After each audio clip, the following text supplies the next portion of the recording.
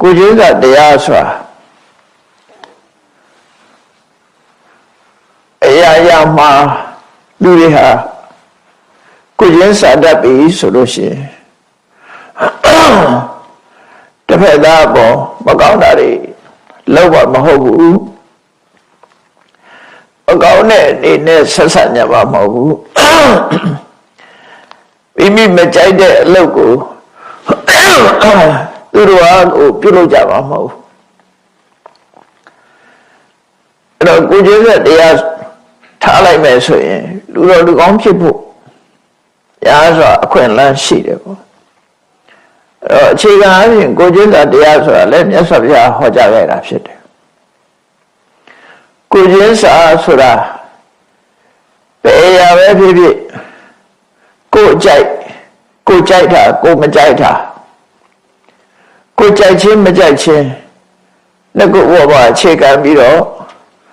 တစ်ဖက်သားပေါ်မှာစာနာထောက်ထားတာငါမကြိုက်တဲ့အလုပ်သူလည်းကြိုက်မှာမဟုတ်ဘူး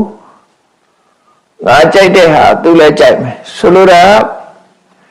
လူအများစုနဲ့ပြောမယ်ဆိုရင်ဘာကိုကြိုက်ပြီးဘာကိုမကြိုက်တာတော့ဆိုရင်ဆင်းရဲတာကိုလူတိုင်းကမကြိုက်ဘူးချမ်းသာတာကိုပဲကြိုက်တယ်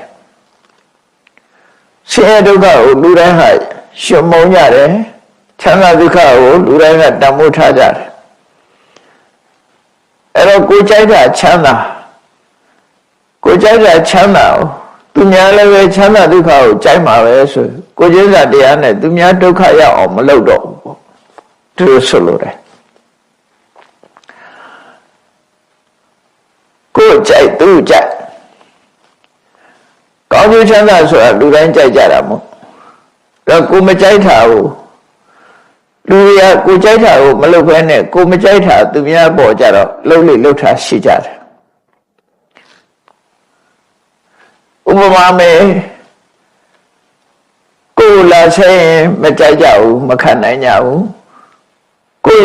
ကိုအပြစ်ပြောရင်မကြိုက်ကြဘူးမခံနိုင်ကြဘူး